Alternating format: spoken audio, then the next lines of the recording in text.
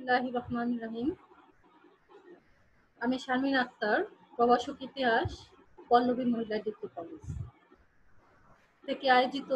আজকেও আমি আবার তোমাদের সাথে বরাবরের মতোই অনলাইনে ক্লাস নিয়ে চলে এসেছি। আজকে আমি তোমাদের অনার্স প্রথম বর্ষের স্বাধীন বাংলাদেশের অভ্যুদয় ইতিহাস পাঠদান করব। তোমাদের আজকে থেকে ক্লাস কিন্তু রিভিশন ক্লাস শুরু করতে যাচ্ছি। তোমাদের এর মধ্যে রিভিশন ক্লাস শুরু করব, কিন্তু এর মধ্যে তোমাদের আজকে আরেকটা টপিকস নিয়ে তোমাদের আমি আলোচনা করব। সেটা হচ্ছে দশম অধ্যায়। দশম অধ্যায় নিয়ে তোমাদের আর একটা টপিকস নিয়ে আমি তোমাদের আজকে আমি তোমাদের মাঝে আলোচনা করব। তোমরা যারা এখন পর্যন্ত জয়েন করোনি তারা সকলেই জয়েন করো। প্রত্যেকটা মেয়ে আজকে জয়েন করে ফেলো। তো ক্লাসগুলো করতে হবে, ক্লাসে জয়েন করতে হবে, এবং দেখো একে একে কিন্তু তোমাদের কিন্তু এই কোর্সটা কিন্তু শেষ হয়ে গেছে। তারপরেও কিন্তু তোমরা ক্লাসগুলো তো জয়েন করছো না, কিন্তু ক্লাসগুলো জয়েন করতে হবে এবং বাসায় বসে বসে কিন্তু তোমরা ক্লাসগুলো কিন্তু দেখতে পারো। তো এখন আমি তোমাদের যে কথাটা বলবো সেটা হচ্ছে, এখন তোমাদের বসে থেকে কিন্তু সময় আর নষ্ট করা যাবে না। যাই হোক, আমি তোমাদের গ্রুপে দেখো লিংক পাঠিয়েছি। অনার্সের মেয়েরা যারা আছো তারা জয়েন করো, দ্রুত জয়েন করে ফেলো।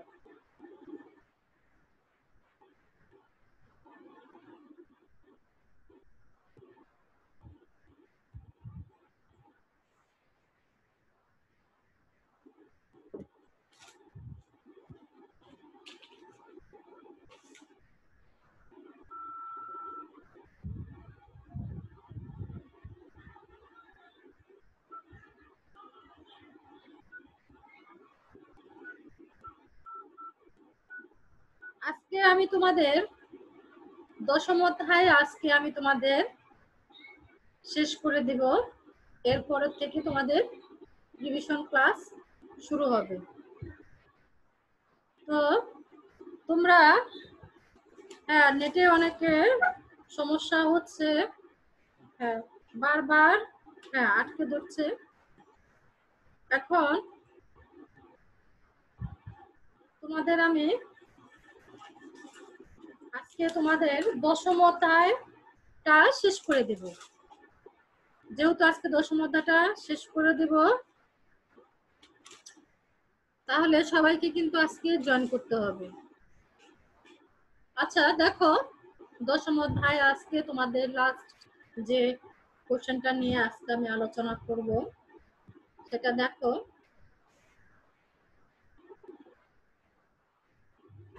প্রশ্নটা আজকে তোমাদের যে প্রশ্নটা নিয়ে আমি আলোচনা করব, এই প্রশ্নটা হচ্ছে বাংলাদেশের ইতিহাসের বঙ্গবন্ধুর হত্যাকাণ্ডের প্রভাব মূল্যায়ন করো। আজকে আমি তোমাদের এই কোশ্চেনটা নিয়ে আজকে সর্বশেষ তোমাদের দশম অধ্যায়টা নিয়ে আজকে আলোচনা করব। এর মধ্যে দেখো তোমাদের যে অনেকগুলো রচনামূলক প্রশ্ন আমি তোমাদের দিয়ে দিয়েছি। এই কোশ্চেনগুলো তোমরা সবাই বাসায় বসে বসে সবাই কিন্তু করে ফেলবা। এরপরে যে আমি ক্লাসগুলো নিব এর মধ্যে আমাদের কি বাকি আছে, সংক্ষিপ্ত কোশ্চেনগুলো বাকি আছে, এক কথায় যে উত্তর, এই কোশ্চেনগুলো দুটো কোশ্চেন নিয়ে আমি তোমাদের এরপরের ক্লাসগুলো আবার ষষ্ঠ অধ্যায় থেকে আবার শুরু করব। তো ওখানে তোমাদের সংক্ষিপ্ত কোশ্চেন নিয়ে আলোচনা করব এবং এক কথায় কোশ্চেন যে কোশ্চেনগুলো আছে এই কোশ্চেনগুলো নিয়ে আমি আলোচনা করব। তো এখন আমরা যে বিষয়টা দেখব সেই বিষয়টা কি, বাংলাদেশের ইতিহাসে বঙ্গবন্ধুর হত্যাকাণ্ডের প্রভাব মূল্যায়ন করো। এখন দেখো, আমি কিন্তু আগে তোমাদের বলেছি এই কোশ্চেন শুরু করার আগে আমাদের প্রথমে কি আলোচনা করতে হবে, ভূমিকাটা নিয়ে আলোচনা করতে হবে আমাদের।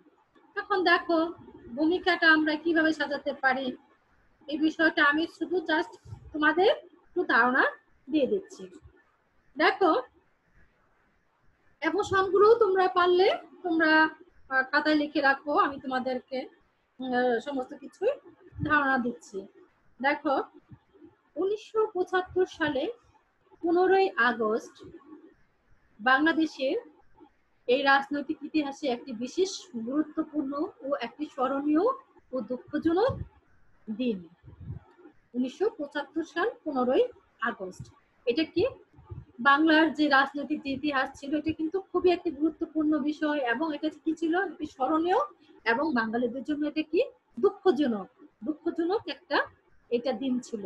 এখন দেখো বাঙালির জাতির জীবনে যে স্বল্প সংখ্যক মানুষ যে ইতিহাস সৃষ্টি করতে পেরেছে তার পেছনে বঙ্গবন্ধু শেখ মুজিবুর রহমান ছিলেন কি তাদের মধ্যে কিন্তু কি ছিলেন অন্যতম ছিলেন।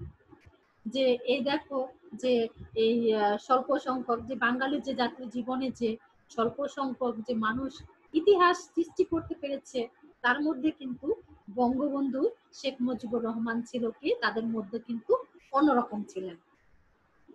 এখন দেখো তার এই উদার ও আহ্বানের একদিন জেগে উঠেছিল সমগ্র জাতি। তার এই যে উদার আহ্বান, তার এই আহ্বানের তো একদিন জেগে উঠেছিলেন, কিন্তু এই সমগ্র জাতি কিন্তু তখন জেগে উঠেছিলেন। এখন দেখো রুখে দাঁড়িয়েছিলেন কে? পশ্চিম পাকিস্তানের শোষক ও শাসন গোষ্ঠীর বিরুদ্ধে। তাহলে দেখো তখন বাঙালিরা কি করেছিল? রুখে দাঁড়িয়েছিলেন পশ্চিম পাকিস্তানের যে শাসক ছিলেন তাদেরকে এই শাসন গোষ্ঠীর বিরুদ্ধে কিন্তু তখন কি হয়েছিল? রুখে দাঁড়িয়েছিলেন। এখন দেখো 30 লক্ষ বাঙালি তখন কি করেছিল? আত্মদানের বিনিময়ে যে স্বাধীন ও সার্বভৌমত্ব এই বাংলা আমার আর আজ অধিকার ও তিনি ছিলেন সকল প্রেরণার উৎস। বঙ্গবন্ধু শেখ মুজিবুর রহমান কিন্তু কি ছিলেন? সকল প্রেরণার উৎস ছিলেন। এখন দেখো তিনি এই সত্যিকারের জাতির পিতা এবং বাংলাদেশের স্থপতি, এবং জাতির পিতা কে? বঙ্গবন্ধু শেখ মুজিবুর রহমান, এবং বাংলাদেশের কিন্তু কি ছিলেন? স্থপতি কিন্তু ছিলেন। এখন দেখো অথচ 15ই আগস্ট কতিপয় উচ্চবিলাসী সামরিক অফিসারদেরকে প্ররোচনায় তাকে কি করেছিল? সপরিবারে নির্মূলভাবে হত্যা করা হয়। তখন তার সপরিবার সহ তাকে কি করা হয়েছে? নির্মূলভাবে হত্যা করেছে।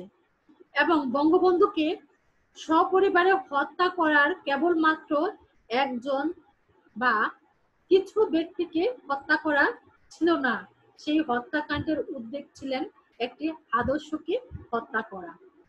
এখন দেখো এই বঙ্গবন্ধুকে হত্যার উদ্দেশ্য ছিলেন যে মুক্তিযোদ্ধার চেতনাকে শুধু সংবিধান থেকে নয় এই বাঙালি এই থেকে মুছে ফেলা। তো স্বভাবত ও হত্যাকাণ্ড ছিল কি সুপরিকল্পিত। এখন এই দেখো এই বঙ্গবন্ধুর হত্যাকাণ্ডের এই সুদূর প্রসারিত প্রভাব পড়েছিল এই বাংলাদেশের ইতিহাসে। এখন এইভাবে দেখো বঙ্গবন্ধু শেখ মুজিবুর রহমানকে কিভাবে হত্যা করা হয়েছিল এই সম্পর্কে এখন আমি তোমাদের কিছু ধারণা তোমাদের দেব। এখন দেখো ভূমিকাটা আমি তোমাদের জাস্ট একটু আংশিক তোমাদের ধারণাটা দিলাম।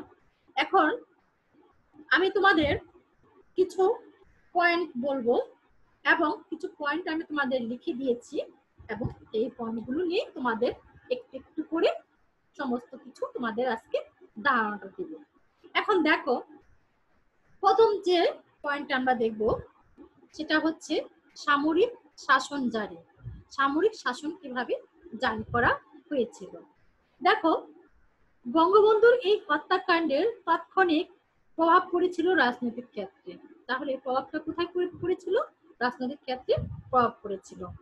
এখন দেখো এই বঙ্গবন্ধুর মৃত্যুর পর দেশে প্রচলিত যে গণতান্ত্রিক ব্যবস্থা থেকে দূরে সরে যেতে থাকে এবং দেশে দীর্ঘমেয়াদী তখন কি করে সামরিক শাসন জারি হতে থাকে।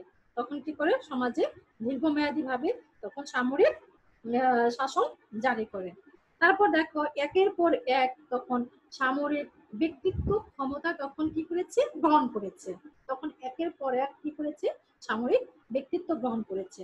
তখন দেখো এক সামরিক শাসনকে হটিয়ে আবার কি করেছে কয়েকজন সামরিক শাসন ক্ষমতা তখন কি করেছে গ্রহণ করেছে।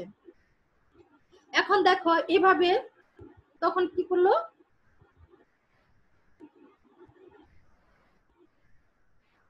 এখন দেখো এভাবে জিয়াউর রহমান, এরশাদ, সর্বশেষ মঈনুদ্দিন প্রমুখ তখন কি করেছে সামরিক ব্যক্তিত্ব ক্ষমতা ভার তখন গ্রহণ করে তখন সংসদীয় গণতন্ত্র মৌলিক অধিকার তখন তারা কি করলো গ্রহণ করলেন।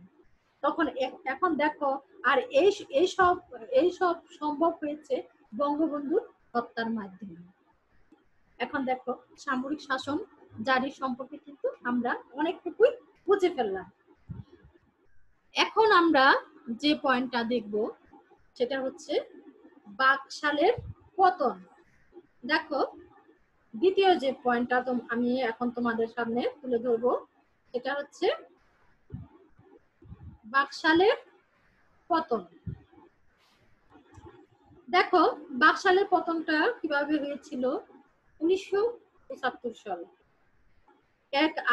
এক আদেশ বলেন বঙ্গবন্ধু বাংলাদেশের কৃষক শ্রমিক আওয়ামী লীগ বাকশাল নামক একটি মাত্র জাতীয় দল গঠন করেন, যা সামরিক, বেসামরিক ব্যক্তিত্ব, প্রভাবশালী সমাজ, এলিট শ্রেণী এবং অন্যান্য দল ভালো চোখে তখন তারা কি করেছে দেখেন। তখন এই দল গঠন করে অন্যান্য দলকে তখন কি করেছে বিলুপ্ত করা হয়েছিল। তখন তারা কি করলো এই দলগুলো তো গঠন করবে তখন তারা কি করেছে অন্যান্য দলগুলো তখন তারা বিলুপ্ত করেছে। এমনত সত্ত্বে তখন বাকশাল গঠনের পেছনেও তখন শেখ মুজিবের মহত্ব উদ্দেশ্য তখন কি করেছে এখানে কাজ করেছে। তার মহত্ব উদ্দেশ্য কিন্তু তার এখানেও কিন্তু কি করেছে কাজ করেছে। এখন দেখো তিনি অর্থনৈতিক মুক্তি, শোষণহীন সমাজ প্রতিষ্ঠান, জাতির ঐক্য গড়ে তোলা এবং দুর্নীতি দমন করা, সর্বোপরি দারিদ্র্য দূর করা অভিপ্রায় বাকশাল ব্যবস্থা কায়েম করেছিল।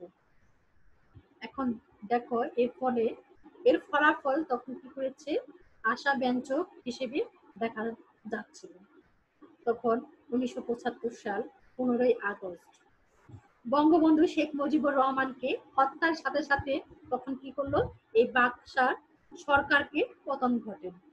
তখন এটি মহতীয় আদর্শের অমৃত্যু ঘটে। তখন এই বাকশাল পতনটা আমরা দেখলাম।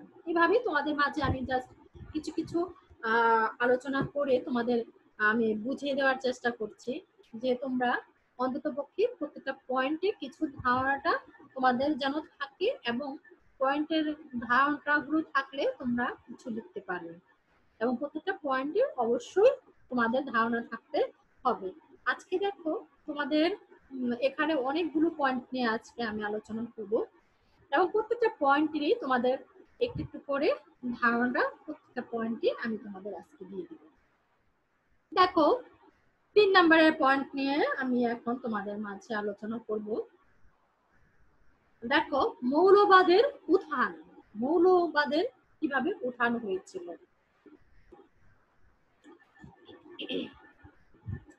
দেখো বঙ্গবন্ধুর হত্যা একটি সুদূর প্রসারিত প্রভাব পড়েছিল বাংলাদেশের রাজনৈতিক ইতিহাসে। বঙ্গবন্ধু ধর্মভিত্তিক রাজনৈতিক নিষেধাজ্ঞা করেছিলেন। তারপর দেখো ফলে এই দলগুলো রাজনীতি থেকে প্রবেশ করার তখন কি করেছে সুযোগ পেয়েছে।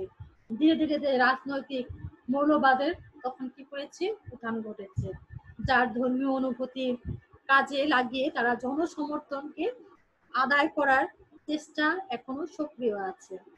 তারা একা করার জন্য ধর্মীয় স্পর্শকাতর বিষয়গুলোকে তারা কি করেছে, আমলে আনে এবং অশিক্ষিত জনগোষ্ঠীর সমর্থন আদায়ের তৎপরতা চালিয়েছে।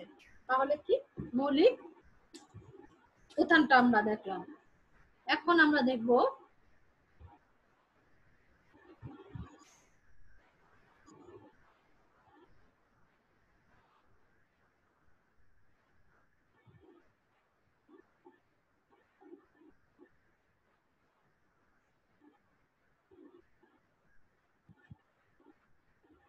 দেখো যুদ্ধ অপরাধীদের মুক্ত, যুদ্ধ অপরাধীদের মুক্ত।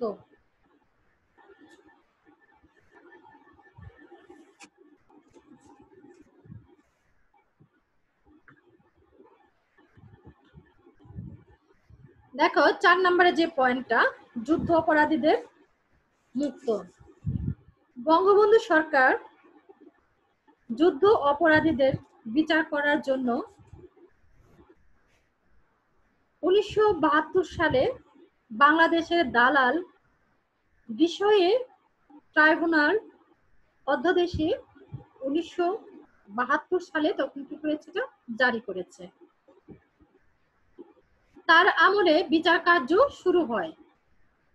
এখন দেখো 1972 থেকে 73 পর্যন্ত 37,471 জন দালালকে তারা কি করেছে, গ্রেফতার করেছে।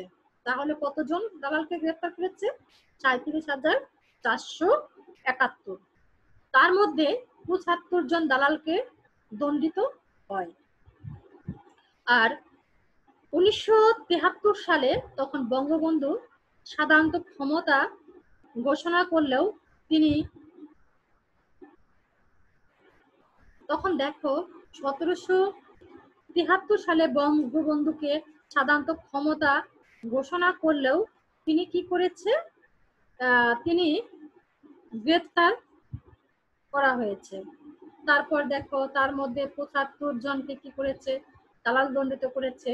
1973 সালে বঙ্গবন্ধু ক্ষমতা ঘোষণা করেও তিনি ধর্ষণ, খুন, খুনের চেষ্টা, তারপর কি ঘরবাড়ি অথবা জাহাজ অগ্নি সংযোগের দায়ে দণ্ডিত ও অভিযুক্ত সাধারণত অভিযুক্ত ব্যক্তিদেরকে ক্ষমা করেননি।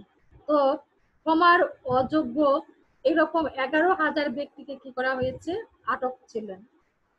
কিন্তু এখন দেখো জিয়াউর রহমান 1975 সালে 31শে ডিসেম্বরের দালালদের আইন বাতিল করে এবং দোষীদের মুক্তি প্রদান করেন, এবং বাংলাদেশের ইতিহাসের জন্য লজ্জাকর বিষয় হিসেবে পরিচিত।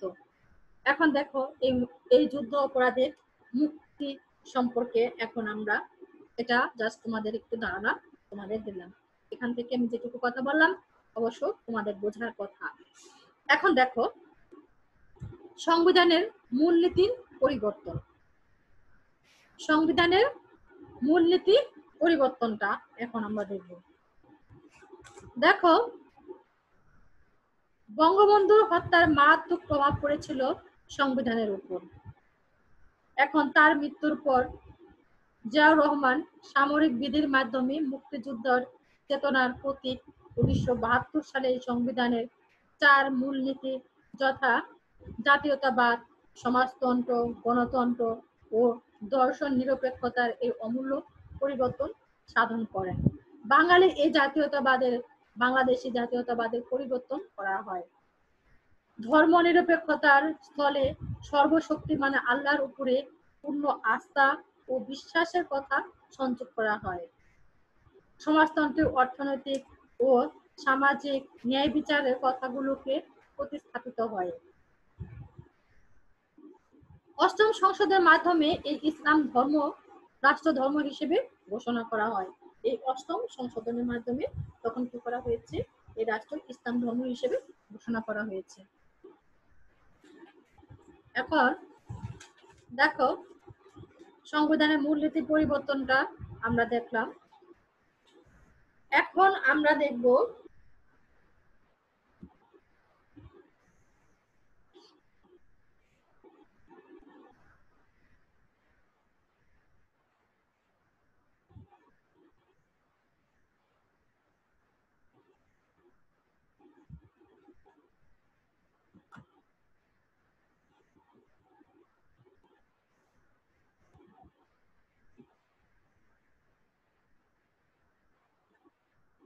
দেখো আমরা পরবর্তী পয়েন্টে আমরা এখন চলে যাব। পরবর্তী পয়েন্টে কি নিয়ে আলোচনা করছিলাম, দেখো সংবিধান মূলনীতি পরিবর্তনটা তোমাদের মাঝে আমি আলোচনা করলাম। এখন আমরা দেখব 6 নম্বরে যে পয়েন্টটা, 6 নম্বর পয়েন্টটা দেখো ধর্মভিত্তিক রাজনৈতিক উত্থান। 6 নম্বরের পয়েন্টটা তোমরা দেখো এবং তোমরা লিখেও রাখতে পারো।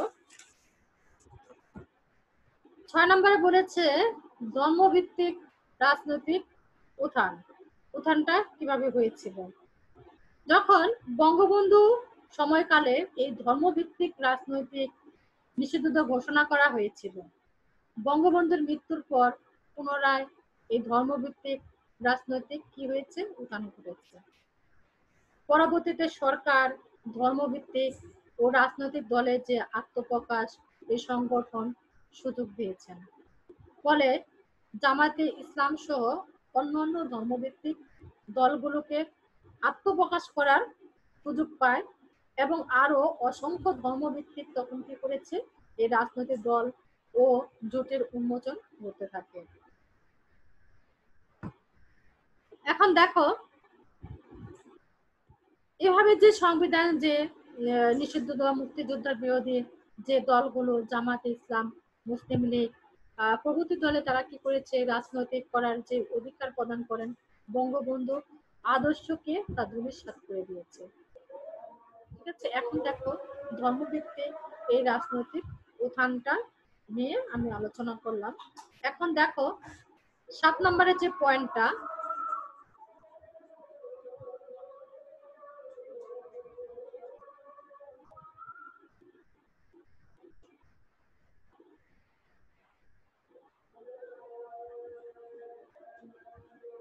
সাত নম্বরের পয়েন্টে চলে আসো।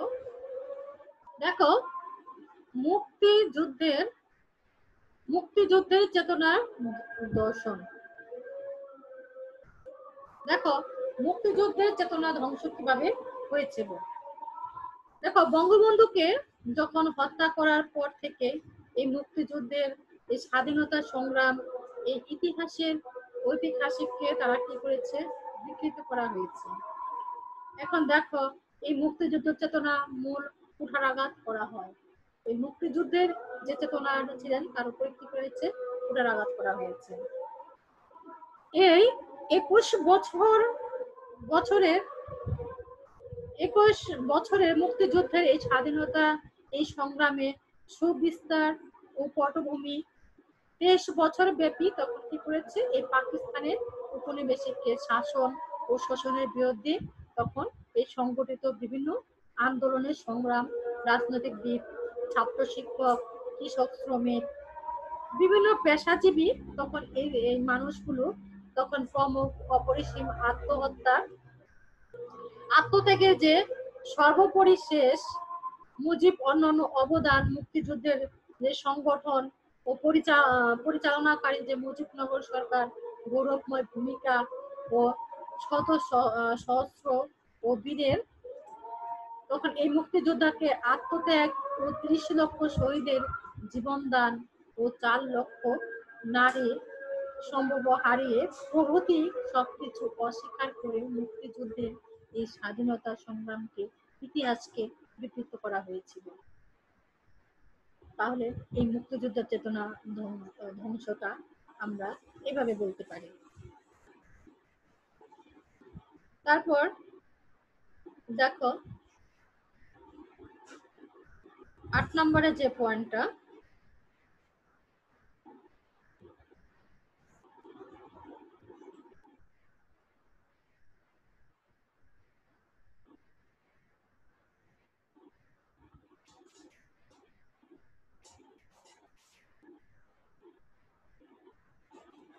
দেখো ৮ নম্বরের পয়েন্ট নিয়ে আমি তোমাদের কিছু আলোচনা করে দিচ্ছি।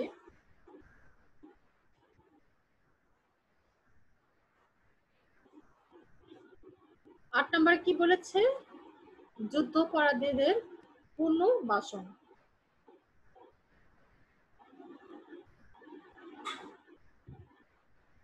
দেখো বঙ্গবন্ধুর মৃত্যুর পর জেনারেল জিয়া ডেমোনিটি আইন ও সংবিধানে সন্নিবেশন করে বঙ্গবন্ধুর হত্যাকারীদেরকে বিচারের হাত থেকে রক্ষা করার ব্যবস্থা করেন। পরবর্তীতে এই সরকার ৭১-এর ঘাতক, দালাল ও যুদ্ধাপরাধীদেরকে যে রাজনৈতিক ও সামাজিকভাবে তখন তারা কি করেছে, পুনর্বাসিত করা এবং তার রাষ্ট্রীয় যে মর্যাদা প্রদানের সকল ব্যবস্থা তখন তারা কি করেছে, করে দিয়েছে। তখন বঙ্গবন্ধুর সময় তারা এই নাগরিকত্ব বাতিল করা হয়েছিল, তাদেরকে নাগরিকত্ব তখন যে তাদের কি করেছে, তাদেরকে ফিরিয়ে দেন। ৭১-এর ঘাতক তখন এই দালাল ভোটার হওয়ার সুযোগ দেন। তখন দেখো এই বাংলাদেশের যে রাজনৈতিক যুদ্ধাপরাধীদেরকে অনুপ্রবেশে লক্ষ্য করা যায়, যুদ্ধাপরাধীদেরকে মদন দেওয়া হয়, তার পরিপ্রেক্ষিতে তারা ধীর কদমে রাষ্ট্রীয় ক্ষমতা আসীন হন। তাই শুধু তাই নয়, মুক্তিযুদ্ধের মাধ্যমে অর্জিত এই লাল সবুজের পতাকা ব্যবহারের সুযোগ করে নিয়েছিল এই মুক্তিযুদ্ধের বিরোধী শক্তি। তাহলে এভাবে যুদ্ধাপরাধীদেরকে পুনর্বাস এভাবে আমরা এখানে আলোচনা করতে পারি। এখন দেখো ৯ নম্বরে যে পয়েন্টটা, ধর্মনিরপেক্ষতা হরণ। ধর্মনিরপেক্ষতা হরণ হয়েছিল কিভাবে? দেখো বঙ্গবন্ধুর মৃত্যুর পর বঙ্গবন্ধু কর্তৃক প্রবর্তিত ধর্মনিরপেক্ষতাকে তারা কি করেছে, বাতিল করে সর্বশক্তিমান আল্লাহর উপরে পূর্ণ আস্থা ও বিশ্বাস প্রভৃতি সংযোগ করা হয়। ফলে সংখ্যালঘু ধর্মীয় সম্প্রদায়ের অধিকার খর্ব হয়। অন্যদিকে এই সংবিধানের ৮ম সংসদীয় এদেশের সংখ্যালঘু ধর্মীয় সম্প্রদায়কে দ্বিতীয় শ্রেণীর নাগরিকে কি করা হয়েছে, পরিণত করা হয়েছে। তারপর দেখো এভাবে তখন এই সাংবিধানিক পরিবর্তনের মাধ্যমে এই ধর্মনিরপেক্ষতাকে বাতিল করা হয় এবং ইসলামকে রাষ্ট্র ধর্ম হিসেবে ঘোষণা করা হয়। তাহলে ধর্মনিরপেক্ষতা হরণ সম্পর্কেও আমরা এভাবে বলতে পারি। এখন দেখো ধর্মনিরপেক্ষতা হরণ সম্পর্কে কিন্তু আমি তোমাদের জাস্ট কিছু ধারণা তোমাদের দিয়ে দিলাম। তো তোমরা এটার উপরে আরো সুন্দর সুন্দর করে বিশ্লেষণ করে আরো লিখতে পারবে, কিন্তু তোমাকে সময়টা আগে মেনটেন করে তারপর তোমাকে লিখতে হবে। এখন দেখো 10 নম্বরে সর্বশেষ যে পয়েন্টটা নিয়ে এখন আলোচনা করব। সর্বশেষ পয়েন্টটা হচ্ছে সোনার বাংলা গড়ে না ওঠা। এখন এই সোনার বাংলা গড়ে না ওঠার সম্পর্কে এখন আমরা এই পয়েন্টটা দেখব। দেখো বঙ্গবন্ধু শেখ মুজিবুর রহমানের আজন্ম স্বপ্ন ছিল সোনার বাংলা গড়ে তোলা। বঙ্গবন্ধুর স্বপ্ন কিন্তু কি ছিলেন, সোনার বাংলা গড়ে তোলা।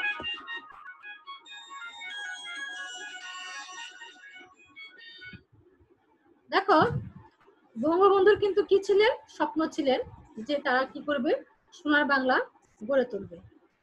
এই লক্ষ্যে তিনি বাকশাল গঠন করা হয়েছিলেন।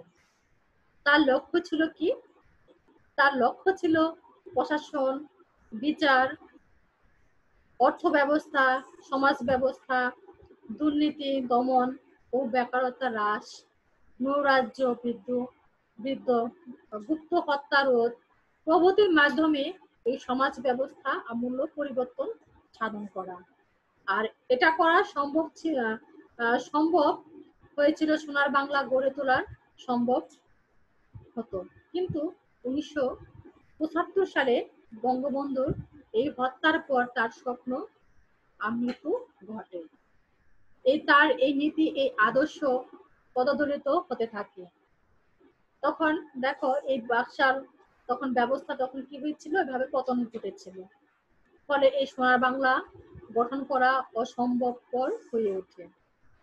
তখন এই বঙ্গবন্ধুকে হত্যা করা না হলেও আর কয়েকজন কয়েক বছর বঙ্গবন্ধুকে শাসন অক্ষুণ্ণ থাকলে মুক্তিযোদ্ধার চেতনাকে সুদৃঢ় হতো এবং দেশের উন্নতি হতো এবং সমাজ ও রাষ্ট্র ও অসাম্প্রদায়িকতা সুদৃঢ় হতো, ফলে বঙ্গবন্ধুর স্বপ্ন সোনার বাংলা গড়ে উঠত। তাহলে দেখো, সোনার বাংলা গড়ে তোলার জন্য কিন্তু বঙ্গবন্ধুর কিন্তু একটা স্বপ্ন ছিল, তাই না? এখান থেকে কিন্তু আমরা এই জিনিসটা অনুধাবন করলাম। তো এভাবে কিন্তু আমাদের কিন্তু জানতে হবে। তো ইতিহাসটা কিন্তু আমাদের এভাবেই কিন্তু জানতে হবে, একটু একটু করে কিন্তু দেখো সমস্ত তথ্যগুলো কিন্তু আমরা পেয়ে যাচ্ছি, তাই না? তাহলে দেখো আমরা আজকে দশম অধ্যায় তোমাদের শেষ করে দিচ্ছি। তো দেখো আমরা এখন ইতিহাস কিন্তু অনেক কিছু জেনে ফেলেছি আজকে, একটু একটু করে আজকে কিন্তু আমাদের পুরা অধ্যায়টা কিন্তু পুরা কোর্সটাই কিন্তু সম্পর্কে কিন্তু আমাদের কিন্তু জানা হয়ে গেছে। একটু একটু করে কিন্তু আমরা অনেক কিছু জেনে ফেললাম। তো এরপরে আমি তোমাদের আবার ডিভিশন ক্লাসগুলো আবার আমি তোমাদের নিব, ওখানে তোমাদের বোর্ড করে প্রশ্ন যেগুলো আছে ওগুলো নিয়ে আলোচনা করব। এবং তো এই সমস্ত জিনিসগুলো তোমাদের ওই সময় তোমাদের আলোচনা করে দেবো পরবর্তী ক্লাসগুলোতে।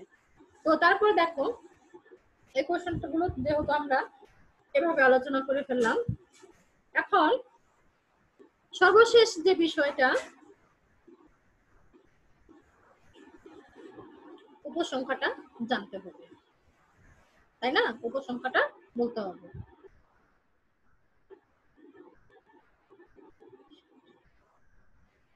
এখন দেখো পরিশেষে বলা যায়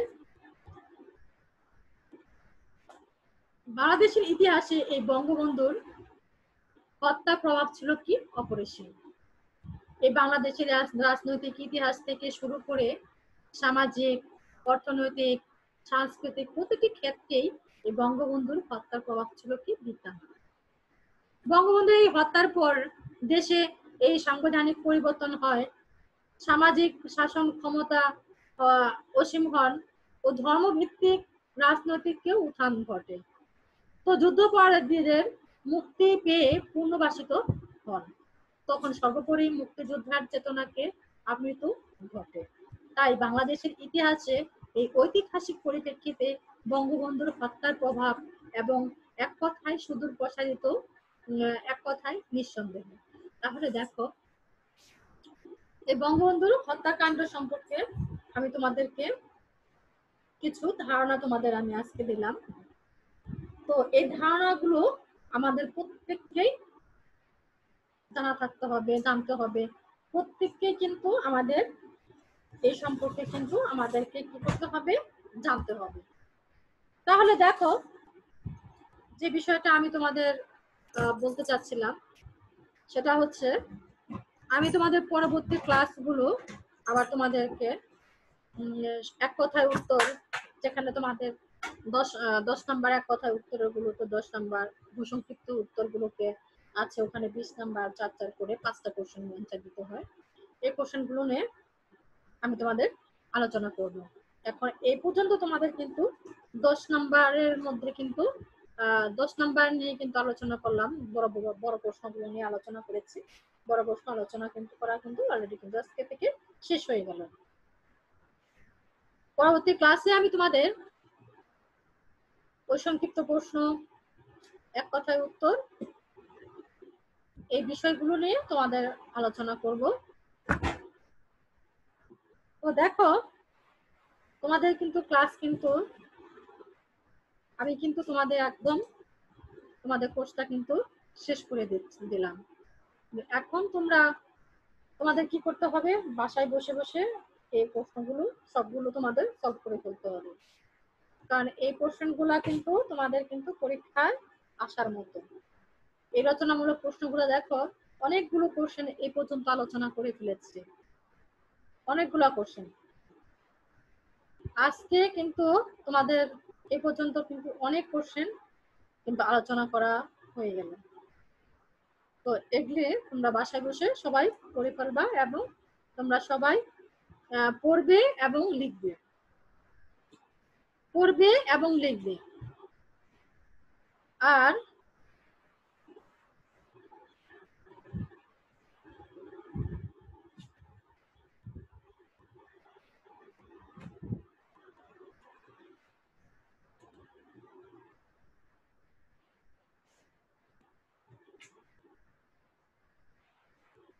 যে বিষয়টা আবার বলছি তোমাদের, এটা হচ্ছে তোমাদের কিন্তু এভাবে কিন্তু পড়ে পড়ে তোমাদের একটু একটু করে কিন্তু সামনের দিকে এগোতে হবে।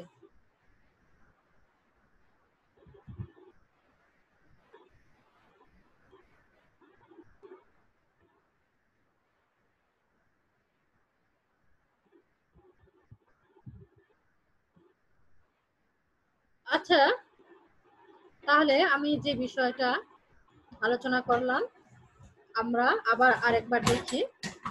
আরেকবার দেখলে দেখা যায় যে আমাদের সবগুলোই প্রায় পুরোটাই আজকে চলে আসে। আরেকবার একটু দেখি যে কি বিষয়টা নিয়ে আলোচনা করলাম। দেখো এখানে যে বিষয়টা নিয়ে আমি আলোচনা করেছি তার মধ্যে সামরিক শাসন জারি, বাক শাসনের পতন,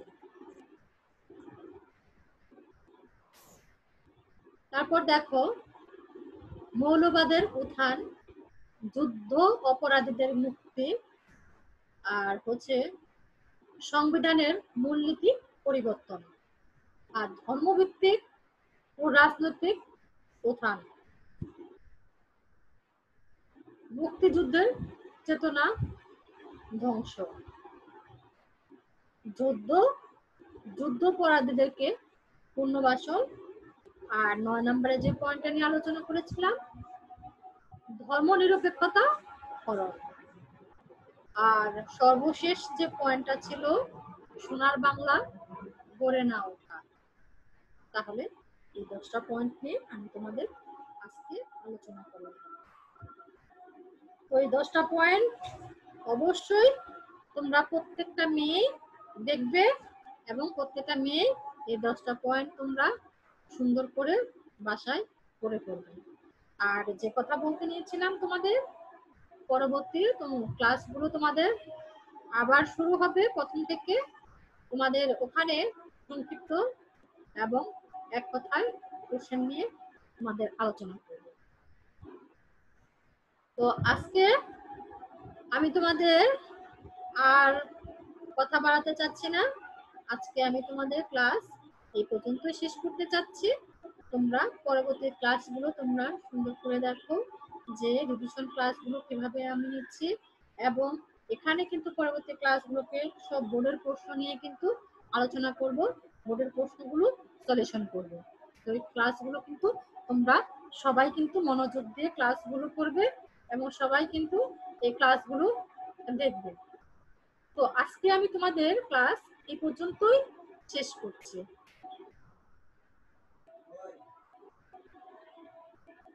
তো তোমাদের সকলকে অনেক অনেক ধন্যবাদ। তোমরা পরবর্তী ক্লাসগুলোকে তোমরা সুন্দর করে উপভোগ করো।